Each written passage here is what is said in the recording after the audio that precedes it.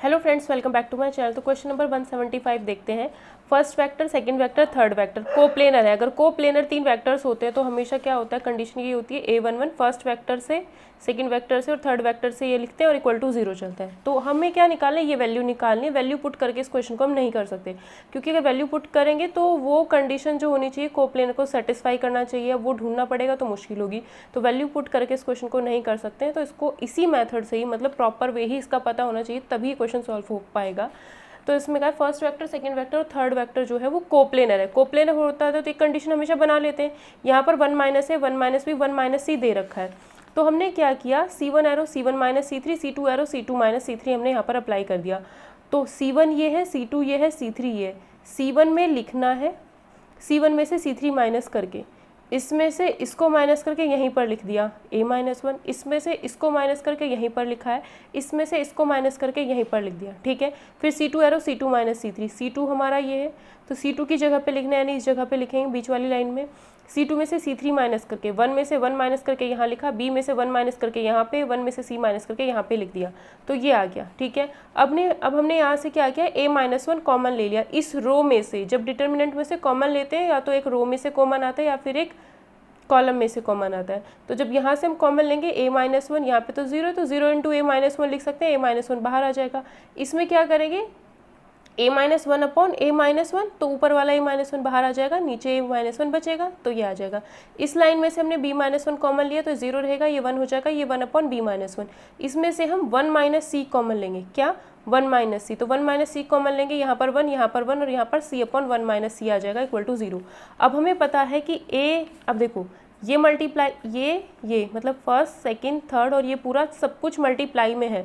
अगर मल्टीप्लाई में और इसकी वैल्यू 0 है तो इसका मतलब ये भी 0 होना चाहिए, ये भी 0 होना, मतलब या तो ये 0 होगा, मतलब 1 2 3 4 पार्ट्स है, चारों में से कोई भी एक 0 हो गया तो सब कुछ 0 हो जाएगा। अब उसने कहा है की वैल्यू 1 नहीं है। अगर ये 0 रखेंगे तो ए की वैल्यू 1 आएगी और ए की वैल्यू 1 के बराबर नहीं है, इसका मतलब ये चीज़ 0 नहीं है। उसने कहा बी की वैल्यू भी 1 नहीं है। अगर बी की वैल्यू 1 नहीं है तो इसको 0 रखोगे तो बी की वैल्यू 1 आएगी और वो पॉसिबल नहीं है, इसका मतलब ये भी चीज़ 0 नहीं है। इसी तरीके से इसको 0 रखोगे तो सी की वैल्यू 1 आएगी और सी की वैल्यू 1 भी नहीं है, तो इसका मतलब ये और ये तीनों 0 के बराबर नहीं है, इसका मतलब फिर यही चीज़ 0 के बराबर होगी, तभी तो सबका मल्टीप्लिकेशन 0 होगा। ये तीनों तो 0 के बराबर है नहीं, तो ये 0 के बराबर होगा। अगर ये चीज़ 0 के बराबर है तो इसको हमने 0 के बराबर रखा। ठीक है, अब हमने यहाँ से क्या किया, इसका एक्सपेंशन कर दिया। वही डिटर्मिनेंट जैसे सॉल्व करते हैं सिंपल, वही चीज़ हमने यहाँ पर की है। 1 this into this minus this into this, minus 0 plus this into this minus this into this, तो वही चीज़ हमने यहाँ पर की है। अब यहाँ पर बस एक स्टेप किया, 1 की इससे इंटू करोगे तो यही चीज़ आएगी, तो 1 हटा ही दो, कोई दिक्कत नहीं है। यहाँ पर 1 माइनस सी था तो मैंने ऊपर क्या किया, 1 माइनस सी लिख दिया। कैसे किया ये चीज़, ऊपर सी था, मुझे 1 माइनस सी बनाना था तो मैंने इसे 1 में से माइनस, मतलब ये चीज़ हमने कुछ इस तरीके से की है कि c अपॉन 1 माइनस सी था, तो हमने क्या किया, ऊपर मुझे 1 माइनस सी ही बनाना था तो 1 माइनस सी ऐसे करके लिख दो, कोई दिक्कत नहीं है। इसे सॉल्व करोगे 1 माइनस 1 प्लस सी आएगा, इससे कैंसिल हो जाएगा, वापस 1 अपॉन 1 माइनस सी ही मिलेगा। तो इस c को मैंने 1 माइनस सी करके लिख दिया। फिर 1 अपॉन 1 माइनस सी अलग किया और इसके अपॉन में ये अलग करेंगे तो -1 आएगा। वही काम हमने यहाँ पर किया है। तो इसके बाद ये वाला स्टेप उसी तरीके से आया है, दिस सेम रहा। इसके इंटू -1 से होगी तो माइनस में आ जाएगा। ठीक है, ये b-1 है। ठीक है, अब हमें क्या निकालना था, हमें वैल्यू निकालनी थी 1 अपॉन 1 माइनस है, 1 माइनस बी 1 माइनस सी। ठीक है, तो 1 माइनस सी तो है नीचे, बट अगर इसको हम 1 माइनस बी लिखेंगे तो यहाँ प्लस आ जाएगा, इसको हम 1 माइनस ए लिखेंगे तो यहाँ पर भी क्या आ जाएगा, प्लस आ जाएगा। तो 1 upon 1 minus C, 1 upon 1 minus B, 1 upon 1 minus A आएगा इक्वल टू किसके आ जाएगा, ये इधर जाके 1, तो इसकी वैल्यू आ जाएगी 1 आ जाएगी। तो इसकी वैल्यू जो आ जाएगी हमारी 1 आ जाएगी और 1 ए ऑप्शन में, तो ए ऑप्शन इसका करेक्ट आंसर आ जाएगा। क्वेश्चन कहा है कि u और v वेक्टर यूनिट वेक्टर है, मतलब magnitude of u magnitude of v 1 होगा। थीटा एक्यूट एंगल है, एक्यूट मतलब 90 से छोटा है, न्यून कोण है, और इसकी वैल्यू हमें बतानी, मतलब ये भी क्या है, यूनिट वेक्टर है, तो कौन सी कंडीशन इसमें से फॉलो होगी। तो ये अगर यूनिट वेक्टर है तो इसका मैग्नीट्यूड 1 होगा। ठीक है, तो इसका मैग्नीट्यूड जो लिया है हमने 1 लिया है। ठीक, ये बन गया। जब ये यूनिट वेक्टर है तो इसका मैग्नीट्यूड 1 होगा। अब इस चीज़ को हमने यहाँ पे सॉल्व किया, 2 इंटू 3 नंबर, तो नंबर से सिंपल मल्टीप्लाई हो जाएगा, u क्रॉस v देखते हैं। u क्रॉस v का मतलब magnitude of v magnitude of u magnitude of v sine theta हो जाएगा। इसकी वैल्यू 1, इसकी वैल्यू 1 तो 6 साइन थीटा, मतलब इसकी वैल्यू जो आती है वो 6 साइन थीटा आ जाती है। ठीक है, तो जब हमने ये वेक्टर सॉल्व किया तो उसकी वैल्यू 6 साइन थीटा और मैग्नीट्यूड करेंगे तो मैग्नीट्यूड उसका पॉजिटिव वैल्यू ही मिलेगी। 6 साइन थीटा की वैल्यू 1, साइन थीटा की वैल्यू इतनी आती है। तो थीटा कितना आएगा यहाँ पर, थीटा की एक ही वैल्यू होगी क्योंकि थीटा जो है वो 0 से 90 के बीच में है। तो थीटा की एक ही वैल्यू ऐसी होगी जिस पर हमें 1/6 मिलेगा। तो यहाँ पर हम कह सकते हैं कि एग्जैक्टली 1 वैल्यू ऑफ थीटा होगी। 0 से 90 के बीच में साइन थीटा पॉजिटिव होता है और सिर्फ थीटा की एक ही वैल्यू होगी जिस पर कहीं ना कहीं 1/6 वैल्यू हमें मिल रही होगी। ठीक है, तो हम कह सकते हैं कि एग्जैक्टली 1 वैल्यू ही यहाँ पर होगी, 2 वैल्यू नहीं हो सकती, मोर देन 2 वैल्यू नहीं हो सकती, नो वैल्यू का तो मतलब ही नहीं क्योंकि एक वैल्यू आ रही है। तो एग्जैक्टली 1 वैल्यू ही यहाँ पर पॉसिबल होगी। नेक्स्ट क्वेश्चन में हमें कहा है कि एक वेक्टर ये है, दूसरा ये है, तीसरा ये है, कोप्लेनर है। तो तीनों वेक्टर्स अगर कोप्लेनर है, ये बात ध्यान रखना, अगर IJK में बना रखा है, फर्स्ट वेक्टर IJK में है, दूसरा वेक्टर IJK में है, तीसरा वेक्टर भी IJK में ही है और तीनों जो है कोप्लेनर है, तो P की वैल्यू बतानी है। तो फर्स्ट वेक्टर से IJK के साथ जो थे वो लिखे, सेकंड वेक्टर से IJK के साथ जो थे वो लिखे, थर्ड वेक्टर से IJK के साथ जो थे वो लिखे और फिर डिटर्मिनेंट सॉल्व की। जैसे आप इसको सॉल्व करोगे तो P की वैल्यू -4 आ जाएगी। ये काम आप खुद कर ही सकते हो। ठीक है, कोप्लेनर वाला तो क्वेश्चन आसान ही है, इसमें तो कुछ ज़्यादा है नहीं। अगला क्वेश्चन देखते हैं। अगले क्वेश्चन में कहा है कि if vector a vector b unit vectors हैं, मतलब मैग्नीट्यूड ऑफ वेक्टर ए और मैग्नीट्यूड ऑफ वेक्टर बी जो होगा 1 होगा। उसके बाद कहता है कि दोनों वेक्टर जो हैं वो 90 डिग्री के एंगल पर, थीटा एंगल पर इंक्लाइंड है, मतलब ए और बी के बीच का जो एंगल है वो थीटा है। ठीक, तो इसकी वैल्यू पूछ रहा है, तो सोचना पड़ेगा साइन θ/2 कैसे बनेगा। ठीक है, तो हमने क्या किया, हमने यहाँ पर magnitude of a minus b का स्क्वायर जो होता है वो ये होता है magnitude of a square plus magnitude of b square minus 2a dot b। Vector a जो है वो यूनिट वेक्टर है तो उसका मैग्नीट्यूड 1, तो 1 का स्क्वायर 1। मैग्नीट्यूड ऑफ बी क्या होगा 1, तो उसका स्क्वायर 1, तो 1 हो गया। 2a डॉट बी का मतलब है magnitude of A magnitude of B cos theta. इन दोनों की वैल्यू 1 है, 1 × 1 1 हो गया, 2 - 2 कॉस थीटा आ गया। यहाँ से 2 कॉमन ले लिया, 1 minus cos theta. 1 minus cos theta की जो वैल्यू होती है 2 साइन स्क्वायर θ/2 होती है, साइन θ/2 ही हमें चाहिए था, तो ये हो गया 4 साइन स्क्वायर θ/2। तो इसकी वैल्यू 4 साइन स्क्वायर θ/2 होगी, ये हमने यहाँ पर लिख दिया। 4 इसके नीचे आ गया इक्वल टू साइन स्क्वायर θ/2। तो अगर हम दोनों साइड में रूट कर दें तो क्या आएगा, sine θ/2 equal to magnitude of a minus B upon 2 आ जाएगा। तो यहाँ से हम देख सकते हैं साइन θ/2 लिख दो, चाहे मॉड में कर दो, कोई दिक्कत नहीं है। इसकी जो वैल्यू आएगी वो ये आएगी, क्या आएगी वो वैल्यू, ये आएगी। और ऑप्शन में फर्स्ट सेकंड थर्ड किसी भी ऑप्शन में ये है नहीं, तो इसकी वैल्यू ये होती है। अगर यहाँ पर cos θ/2 पूछा जाता तो a प्लस बी अपॉन 2 होता, a प्लस बी का मैग्नीट्यूड अपॉन 2 होता। तो ध्यान रख लेना, अगर a और b यूनिट वेक्टर्स हैं तो इसकी वैल्यू पूछी जाती है तो mod a minus B upon 2 होता है, और अगर cos θ/2 पूछा जाए तो a प्लस बी अपॉन 2 होता है। ये चीज़ें थोड़ा सा याद रख लेना। ठीक है, तो इसकी वैल्यू यहाँ से आएगी, दोनों साइड अंडर रूट करोगे तो साइन θ/2 की value a minus B upon 2 आ जाएगा, या फिर मैग्नीट्यूड मॉड लगा दो इधर और इधर वैल्यू यही रहेगी। ठीक है, पॉजिटिव ही रहना है, तो आंसर इसका डी ऑप्शन हो जाएगा, इनमें से कोई नहीं। सेकंड क्वेश्चन में नेक्स्ट क्वेश्चन में कहा है direction cosines of the vector, इस वेक्टर के डायरेक्शन कोसाइंस हमें बताने हैं। तो जब भी किसी भी वेक्टर के डायरेक्शन कोसाइंस बताने होते हैं तो इसका पहले मैग्नीट्यूड निकाल लो।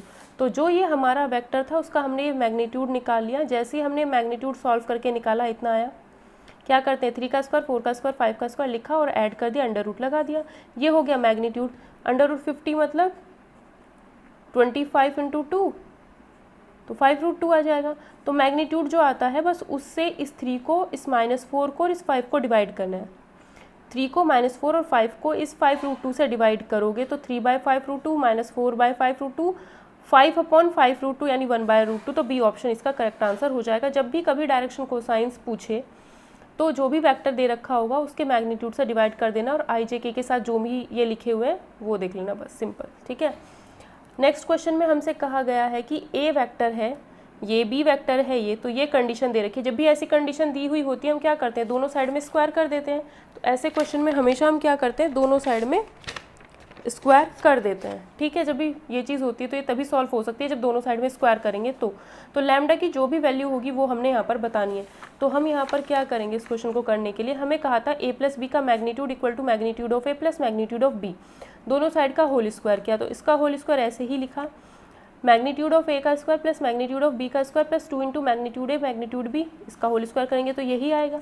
अब ए प्लस बी, उसने वेक्टर ए इतना दिया था, वेक्टर बी इतना दिया था, वेक्टर ए दे रखा है तो उसका मैग्नीट्यूड निकाल सकते हैं, अंडर रूट 1 का स्क्वायर लैम्डा का स्क्वायर, तो 2 प्लस लैम्डा स्क्वायर। तो मैग्नीट्यूड एफ की वैल्यू इतनी आई, तो ए का मैग्नीट्यूड का स्क्वायर कितना आ जाएगा, 2 प्लस लैम्डा स्क्वायर, इसकी वैल्यू यहाँ रख दी। इसी तरीके से बी वेक्टर ये है तो उसका मैग्नीट्यूड अंडर रूट 1 का स्क्वायर अंडर रूट 3 आ जाएगा, तो इसकी वैल्यू अंडर रूट 3 है तो मैग्नीट्यूड ऑफ बी स्क्वायर 3 हो जाएगा, तो मैग्नीट्यूड ऑफ बी स्क्वायर की वैल्यू 3 रख दी। 2 into magnitude of A magnitude of b हमने यहाँ पर रख दिया, ठीक है। उसके बाद हमें क्या निकालना है, ए प्लस बी करना है और फिर उसका मैग्नीट्यूड निकालना है। तो ए प्लस बी कर देते हैं, फर्स्ट वेक्टर और सेकंड वेक्टर ऐड कर दो, आई प्लस आई 2i, जे प्लस जे 2j, लैम्डा के प्लस के, लैम्डा प्लस 1k। तो ए प्लस बी जो वेक्टर हो जाएगा वो इतना हो जाएगा हमारे लिए, ठीक है। तो जो हमारा ए प्लस बी वैक्टर हो गया वो इतना हो गया। अब इसका मैग्नीट्यूड निकालेंगे, अंडर रूट 2 का स्क्वायर लैम्डा प्लस 1 का स्क्वायर, या फिर अंडर रूट 8 प्लस 1 का स्क्वायर, और जब स्क्वायर करोगे दोनों साइड तो अंडर रूट हट जाएगा, तो ए प्लस बी का जो मैग्नीट्यूड का स्क्वायर होगा वो 8 प्लस लैम्डा प्लस 1 का होल स्क्वायर आ जाएगा, ठीक है। तो ये आ गया इधर। अब बस इसको सॉल्व करना है। तो पहले क्या किया, लैम्डा प्लस 1 का जो होल स्क्वायर है, ये 3 कैसे लिख दिया मैंने, 1 मिनट, हाँ अच्छा हाँ ठीक है, 2 और 3 कितने हो गए, 5, 8 में से 5 जाएगा तो 3 हो गया, 8 माइनस 5 3 हो गया। लैम्डा प्लस 1 का जो होल स्क्वायर है वो as it is, lambda square as it is, ये भी चीज़ एज इट इज़ थी। जब पावर सेम होती है अंडर रूट टू मतलब ये भी 1/2 है, ये भी 1/2 है, तो इसकी और इसकी मल्टीप्लाई हो जाती है, तो वही काम किया है। पावर सेम तो इसकी मल्टीप्लाई इससे, 2 3 6 3 लैम्डा स्क्वायर, वही किया है, ठीक है। अब लैम्डा प्लस 1 का होल स्क्वायर खोलेंगे तो इतना आएगा, इससे कैंसिल हो जाएगा, ठीक है। अब 4 प्लस 2 लैम्डा इक्वल टू इतना। अब ये रूट कैसे जाएगा, जब दोनों साइड में स्क्वायर करोगे, तो अभी यहाँ तक पहुँचे थे, जब दोनों साइड में स्क्वायर करेंगे तो इसका होल स्क्वायर करेंगे तो ये वैल्यू आ जाएगी, और ये अंडर रूट हो जाएगा गायब, 2 का स्क्वायर 4 अंडर रूट गायब, ये वैल्यू ऐसे। अब इसे मल्टीप्लाई करना, सॉल्व करेंगे इसको, जैसे ही सॉल्व करोगे बाद में ये इक्वेशन आएगी, 8 से डिवाइड कर दो पूरे को, या फिर 8 इसमें से कॉमन ले लो तो ये बनेगा, इतना आता है। और ये क्या होता है, लैम्डा माइनस 1 का होल स्क्वायर होता है, ये वैल्यू लैम्डा माइनस 1 का होल स्क्वायर है। तो लैम्डा की वैल्यू क्या आती है, 1 1 2 बार आ रही है, तो लैम्डा की वैल्यू कितनी है, 1। तो ऑप्शन में हम कह सकते हैं लैम्डा की वैल्यू क्या आ रही है, यहाँ पर 1 आ रही है, तो 1 ही क्या हो जाएगा, इसका आंसर हो जाएगा। नेक्स्ट क्वेश्चन में कहा है ए कोई भी एक वेक्टर है, तो ए वेक्टर को मैंने ये मान लिया, ठीक। ए क्रॉस आई निकालना है पहले, तो अगर ए क्रॉस आई निकालना है, आई जे के, वेक्टर ए में A1 A2 A3 था वो लिखा, आई वेक्टर को क्या लिख सकते हो, 1 इंटू आई प्लस 0 इंटू जे प्लस 0 इंटू के, तो 1 0 0 हो जाएगा, तो 1 0 0 ऐसे लिख दिया, ठीक है। अब हम क्या करेंगे, क्रॉस प्रोडक्ट ही तो निकालना है, ए क्रॉस आई निकालना है हमने, तो आई जे के A1 A2 A3, और जो आई वेक्टर है उससे ये वैल्यूज़ आई, आई के साथ ये है, जे के साथ ये है, के साथ ये है, तो जैसे ही क्रॉस प्रोडक्ट सॉल्व करते हैं तो हमारे पास ये वेक्टर आता है। हमें क्या चाहिए, ए क्रॉस आई वेक्टर का मैग्नीट्यूड का स्क्वायर चाहिए, तो ए क्रॉस आई का मैग्नीट्यूड निकालने थे, ए क्रॉस आई वेक्टर है ये, ए क्रॉस आई वेक्टर है ये, इसका मैग्नीट्यूड निकालेंगे तो अंडर रूट A3 का स्क्वायर A2 का स्क्वायर आएगा, जब स्क्वायर करेंगे तो अंडर रूट हट जाएगा। तो यहाँ पर एक चीज़ हम नोटिस कर सकते हैं क्या, कि अगर हम आई यहाँ पर करते हैं, वेक्टर ए का क्रॉस प्रोडक्ट अगर आई के साथ करते हैं तो आई के साथ कौन है, A1 है, तो A1 नहीं आएगा, A3 का स्क्वायर A2 का स्क्वायर हो जाएगा। इसी तरीके से जब हमें ए क्रॉस जे निकालना होगा, तो ए क्रॉस जे का मैग्नीट्यूड का स्क्वायर जब हम निकालेंगे तो उसमें जे के साथ कौन आता है, A2 आता है, जे के साथ कौन है, A2, तो उसमें A2 नहीं होगा, A1 और A3 होगा, उसमें क्या होगा, A1 और A3। तो A1 जैसे यहाँ पर A3 A2 का स्क्वायर हो रहा था, आई था, यहीं पे लिख देती हूँ, vector a equal to A1 i plus A2 j plus A3 k. तो जब आई के साथ क्रॉस प्रोडक्ट किया तो A2 स्क्वायर A3 स्क्वायर आया, जब जे के साथ करेंगे तो जे वाला छोड़ दो, A1 square plus A3 square आ जाएगा, डायरेक्ट निकल जाएगी, ये सॉल्व नहीं करना पड़ेगा बार बार। ए क्रॉस के अगर कर रहे हो तो के वाला नहीं आएगा, A1 प्लस A2 इनका स्क्वायर हो जाएगा डायरेक्ट मैग्नीट्यूड में। ये जो चीज़ यहाँ पर मैग्नीट्यूड में हो रखा है, स्क्वायर कर रखा है, ऐड कर रखा है, वही चीज़ यहाँ पे कर दी। तो 2A1 square A2 square A3 square. अब इस चीज़ को हम क्या कर सकते हैं, इस चीज़ को हम लिख सकते हैं, 2 तो बाहर रहने दो, A1 i plus A2 j plus A3 के, dot product A1 i plus A2 j plus A3 के, A1 dot A1 A1 square, A2 dot A2 तो A2 square, A3 into A3 तो A3 स्क्वायर। तो vector 2 into vector A dot vector A, और vector A dot A को क्या लिख सकते हो, 2 into magnitude of A square, या फिर मैग्नीट्यूड ऑफ A को वेक्टर के, A वेक्टर के मैग्नीट्यूड को सिंपल स्मॉल a, सॉरी इस चीज़ को मतलब मैग्नीट्यूड ऑफ ए को आप सिंपल ए भी लिख सकते हो, तो 2a² हो जाएगा इसका फाइनल आंसर। मैग्नीट्यूड ऑफ ए को हमने सिंपल ए लिख दिया तो आंसर हो जाएगा 2a²। ठीक है। 182 क्वेश्चन में फर्स्ट वेक्टर ये है, सेकंड वेक्टर ये है, क्रॉस प्रोडक्ट निकालना है, फिर मैग्नीट्यूड। एक वेक्टर ये है, दूसरा वेक्टर ये है। क्रॉस प्रोडक्ट में हमेशा क्या करते थे, i j k लिखा, 1 2 -2 2 3 -1, और इसका फिर डिटर्मिनेंट सॉल्व करेंगे। जैसे डिटर्मिनेंट सॉल्व किया तो हमारे पास ये वेक्टर आ गया। ठीक है। अब इसका मैग्नीट्यूड निकालना है तो क्या हो जाएगा, √4 का स्क्वायर, 3 का स्क्वायर, 1 का स्क्वायर। तो यहाँ पर हमारा जो मैग्नीट्यूड आ जाएगा वो आ जाएगा √4 का स्क्वायर, 3 का स्क्वायर, 1 का स्क्वायर, या फिर √26 आ जाएगा। तो 26 किसी में भी नहीं है तो डी ऑप्शन करेक्ट आंसर हो जाएगा। √26 एक भी ऑप्शन में नहीं है तो डी ऑप्शन ही इसका करेक्ट आंसर होगा। नेक्स्ट क्वेश्चन, ए वेक्टर है, बी वेक्टर है, कोसाइन बताना है। ठीक है। तो जब ए वेक्टर है, बी वेक्टर है, कोसाइन बताना है तो हमेशा ये चीज़ अप्लाई कर देना। cos theta = a.b upon magnitude of A magnitude of b. Vector a जो था और वेक्टर बी था उनका डॉट प्रोडक्ट, ए और बी का dot product 2 × 6 plus 2 × -3 plus -1 × -2 plus 2। तो इसे सॉल्व करोगे इतना आएगा। मैग्नीट्यूड ऑफ ए निकालते हैं, 2 का स्क्वायर, 2 का स्क्वायर, 1 का स्क्वायर, ऐड करोगे 9, उसका अंडर रूट करेंगे तो 3, 6 का स्क्वायर, 3 का स्क्वायर, 4 का स्क्वायर, ऐड करोगे 49 और उसका अंडर रूट करोगे तो 7 आएगा। मैग्नीट्यूड निकालना आ गया होगा अब तक तो 3 × 7 कर दिया, 4/21। तो इसका जो कोसाइन आ जाता है इन दोनों वेक्टर्स के लिए जो कोसाइन आता है वो आता है 4/21। तो ए ऑप्शन इसका करेक्ट आंसर हो जाएगा। ABCDEF एक सम षटभुज है, मतलब एक हेक्सागन है ये। ठीक है। रेगुलर हेक्सागन तो जिसमें 6 साइड्स बराबर होगी। इसमें क्या होगा, जो हेक्सागन है उसमें 6 की 6 साइड्स बराबर होंगी। तो ये रहा हमारा hexagon, AB BC CD DE EF और FA सब की सब बराबर होंगी आपस में। ठीक है। तो ये हमारा हेक्सागन है और ये कंडीशन इसने दे रखी, तो लैम्डा की वैल्यू बतानी है। लैम्डा अगर इधर बताना तो इधर सबको AD में कन्वर्ट करना पड़ेगा। अब AD में सबको कैसे कन्वर्ट करते हैं वो देखते हैं। तो ये इक्वेशन हमें दे रखी है, ये जो है हमारा वो हेक्सागन है। ठीक है। उसमें 6 साइड्स बराबर होती हैं, वो हेक्सागन होता है। तो इसमें क्या है, अगर हम देखें AF और DC भी बराबर होगा, क्योंकि ये आमने सामने पड़ रही है ना, सारी साइड्स बराबर है। तो ये जो है इसके बराबर है और ED जो है AB के बराबर है। बस ये दो चीज़ हमारा काम कर देंगे यहाँ पर। ठीक है। तो क्या होगा यहाँ पर, AB = AD, AB और ED बराबर है तो AB की जगह पे हमने ED लिख दिया, और AF जो है वो CD के बराबर है तो उसकी जगह पे वो लिख दिया। अब ED और AE + ED साथ में लिखा, और AC + CD साथ में लिखा, और AD को AD ही रहने दिया। ये दोनों AD में कन्वर्ट हो जाएंगे। कैसे, अगर ट्राइंगल लो देखते हो, AE + ED करोगे, ऐसा होता है ना ट्राइंगल लो, AE ऐसे जा रहे हो फिर ED, तो उसका जो क्या बोलते हैं उसको, परिणामी होता है, परिणामी जो होता है वो मतलब रिजल्टेंट जो होगा वो AD हो जाएगा। मतलब अगर मैं सिर्फ इस ट्रायंगल की बात करूं तो ये ऐसे चल रही है साइड, फिर ऐसे चल रहे हो, तो ये वाली लाइन जो होगा इसका रिजल्टेंट होगा। तो AE + ED को हम लिख सकते हैं AD, तो AE + ED को लिखा AD।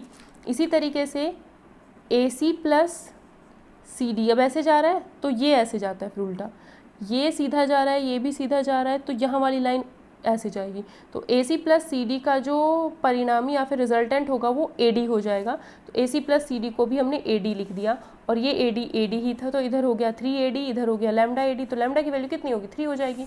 तो यहाँ पर जो आ जाता है लैम्डा की वैल्यू 3, यानी बी ऑप्शन इसका करेक्ट आंसर हो जाएगा। ये है ट्राइंगल लॉ। ठीक है। ट्राइंगल लॉ में क्या होता है कि अगर हमने ये ट्राइंगल बनाया है तो अगर ये ऐसे जा रहा है, ये ऐसे जा रहा है, तो ये इसका ऐसे जाना चाहिए और रिजल्टेंट को शो करता है। तो दिस + दिस = दिस, मतलब ABC। तो A से B की साइड, फिर B से C की साइड = A से C की साइड, ऐसे चले हैं। ठीक है। ट्राइंगल लो है ये। नेक्स्ट क्वेश्चन देखते हैं, क्वेश्चन नंबर 85 में इसने कहा है एक फोर्स है और इस पॉइंट पर लग रहा है और इसके परितः, तो जिसके भी परितः निकालते थे उसमें से इसको माइनस करके हमें एक वेक्टर पता चलेगा। 2 - 1 I, -1 + 1 0 हो जाएगा, 3 - 2 K। तो यहाँ पर हमें पता चलता है दोनों को माइनस करके जिसके परितः निकालते हैं उसमें से ये वाला पॉइंट माइनस कर देंगे तो हमारे पास ये वेक्टर बन के आ जाएगा, और फोर्स उसने ये दे रखा है।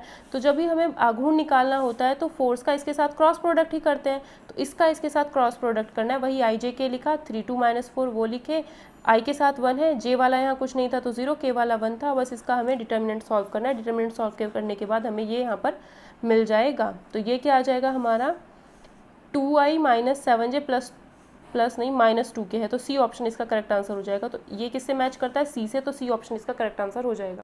नेक्स्ट क्वेश्चन, यदि किसी त्रिभुज के शीर्ष क्रमशः ये और ये है, अगर किसी भी ट्राइंगल के, ये हमारा ट्राइंगल है और उसके हमें शीर्ष दे दिया जाए 1 1 2, ये वाला शीर्ष भी दे दिया जाए 2 3 5, और ये वाला शीर्ष भी कुछ दे रखा है, बस इन दोनों से बात समझ आ जाएगी। ये हमारा ए पॉइंट, तो ओरिजिन ये है ओ से यहाँ तक का, ये ओ है, तो ओ ए जो ये वेक्टर है, ये ए पॉइंट का पोजीशन वेक्टर है, तो ओ ए जो होगा i + j + 2 के हो जाएगा, ठीक है, अगर ये 0 है तो, ठीक है। और इसी तरीके से अगर ये बी पॉइंट है तो ओ बी वैक्टर अगर हम निकालेंगे तो 2i + 3j + 5 के हो जाएगा, अगर ये 0 है तो, वरना 2 माइनस इसके कोऑर्डिनेट 0 0 0 है, 2 - 0i 3 - 0j 5 - 0 के, उस तरीके से हमने ओ ए ओ बी निकाला है।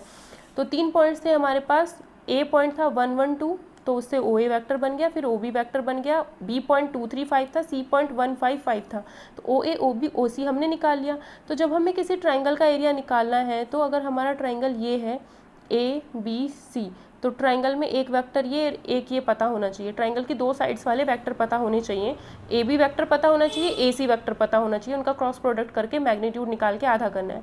तो ए बी वेक्टर कैसे निकलेगा, ए बी वेक्टर निकालना है तो ओ बी - ओ ए करते हैं, बाद वाले में से पहले वाला माइनस करते हैं, तो ओ बी - ओ ए, ओ बी ये है, ओ ए ये है, इसमें से इसे माइनस करके ये आ जाएगा। ए सी वैक्टर निकालना है तो ओ सी - ओ ए करेंगे, ओ सी ये है, इसमें से ओ ए माइनस कर देंगे तो ये आ जाएगा हमारे पास, ठीक है। क्रॉस प्रोडक्ट करना है दोनों का, तो आई जे के 1 2 3 1 2 3 0 4 3 0 4 3, जैसे ही हम ये डिटर्मिनेंट सॉल्व करेंगे तो हमारे पास ये आ जाएगा।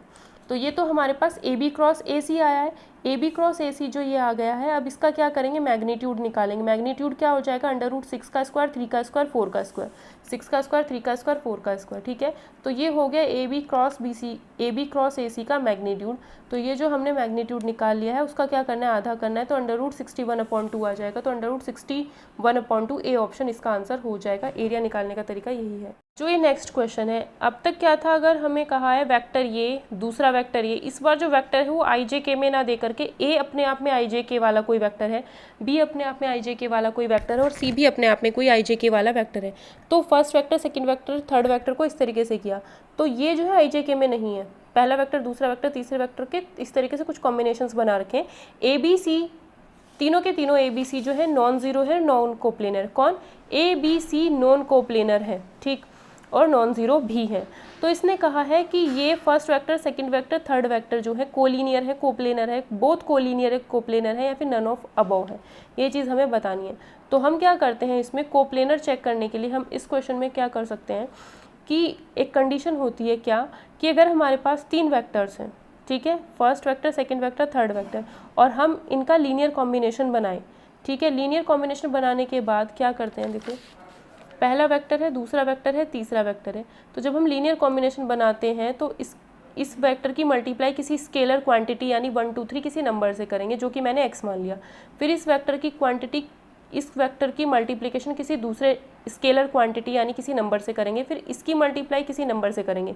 x y z वो नंबर है, क्योंकि हमें पता नहीं उनकी वैल्यू क्या होंगी, और फिर ऐड कर देंगे, वो चीज़ 0 के बराबर रख करके सॉल्व करके देखेंगे, और फिर बाद में देखना है कि x y z की वैल्यू अगर 0 आ गई तो उस टाइम पे, मतलब अगर x y z की वैल्यू 0 आ गई, तीनों ही 0 हो गए, तो ये तीनों वेक्टर्स हमारे कोप्लेनर हो जाएंगे। अगर तीनों में से कोई भी एक नॉन ज़ीरो आ गया तो फिर ये कोप्लेनर नहीं होंगे, ठीक है।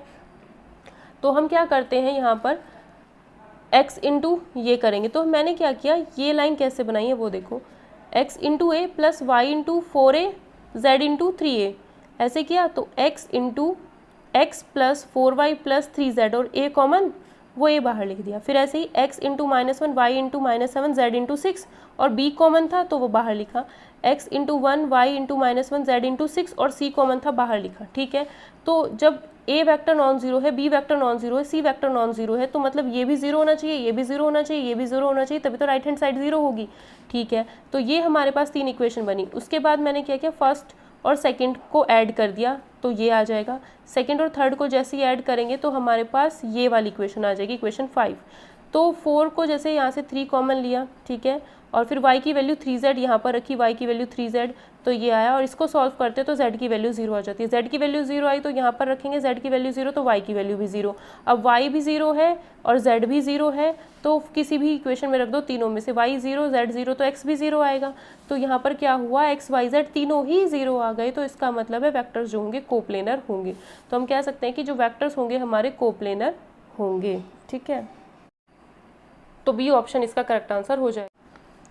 नेक्स्ट क्वेश्चन में कहा है a प्लस बी जो है वो परपेंडिकुलर है b के और a प्लस 2b जो है परपेंडिकुलर है वेक्टर a के, तो कौन सी कंडीशन इनमें से फुलफिल होगी। तो a प्लस बी जब b के परपेंडिकुलर है तो a प्लस बी का डॉट प्रोडक्ट इसके साथ 0 होगा और a प्लस 2b का डॉट प्रोडक्ट a के साथ 0 होगा, क्योंकि ये दोनों परपेंडिकुलर हैं। तो जब a प्लस बी b के साथ परपेंडिकुलर है तो a plus b dot b 0 होगा, a डॉट b प्लस b डॉट b 0 होगा, और b डॉट b क्या होता है, magnitude of b square, first equation. अब a प्लस 2b परपेंडिकुलर है a के साथ, तो a यहाँ पर डॉट प्रोडक्ट दोनों का 0 हो जाएगा, इस वेक्टर और इसका dot product 0, a dot a plus 2b dot a dot a का मतलब magnitude of a square, b dot a का मतलब है b dot a, second equation. a dot b और b डॉट a तो बराबर ही होता है, तो इस इक्वेशन को क्या मैं ऐसे नहीं लिख सकती, इसको left hand right hand side में लेके चले गए, और a dot b dot a बराबर होता है, तो b डॉट a की value minus magnitude of b square आ जाता है। तो b डॉट a की वैल्यू ये जो आई है इसमें रख दें यहाँ पर, तो this -2 magnitude of b square equal to 0, या magnitude of a square equal to magnitude of b square का डबल। तो यहाँ पे हम कह सकते हैं वेक्टर ए जो होगा फिर वो √2 वेक्टर बी के बराबर होगा। ठीक है, तो इससे हम कह सकते हैं कि वेक्टर ए जो होगा √2 वेक्टर बी के बराबर होगा। ए ऑप्शन इसका करेक्ट आंसर हो जाएगा। नेक्स्ट क्वेश्चन, इस क्वेश्चन में हमसे कहा गया है कि दो वेक्टर्स हैं, वेक्टर ए और वेक्टर बी।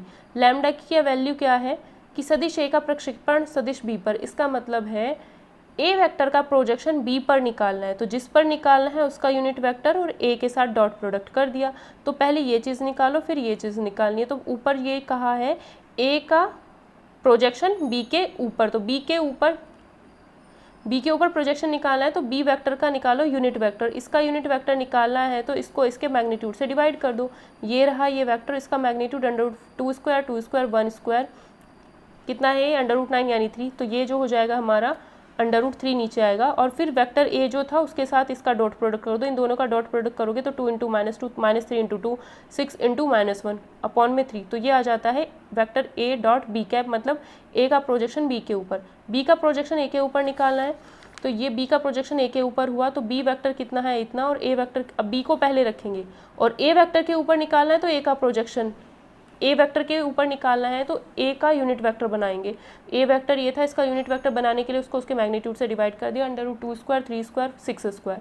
तो इसका डॉट प्रोडक्ट इसके साथ करोगे -2 × 2 2 × -3 -1 × 6, तो ये आ जाता है अपॉन में आ जाएगा √49 यानी √7। तो ये वैल्यू आ गई। उसने क्या कहा था, लैम्डा की वैल्यू क्या है, दिस अपॉन दिस, यानी ये अपॉन में ये, तो लैम्डा की वैल्यू ये थी और इनकी वैल्यूज़ रखी, तो 7/3 सॉल्व करके आ जाएगा, तो आंसर हो जाएगा हमारा यहाँ पर बी ऑप्शन करेक्ट आंसर हो जाएगा। अगला क्वेश्चन 190 में कहा है ए वेक्टर ये है, बी वेक्टर ये है, सी ये, तो ए डॉट बी क्रॉस सी यानी तीनों का स्केलर ट्रिपल प्रोडक्ट निकालना है। स्केलर ट्रिपल प्रोडक्ट निकालना होता है क्या करना है, 1 -2 3 1 -2 -3 लिखा है, 1 3 -2 1 3 -2 2 1 -1 2 1 -1, बस ये डिटर्मिनेंट सॉल्व कर लेना, जो भी आंसर आएगा तीनों ऑप्शन में से वही आंसर हो जाएगा।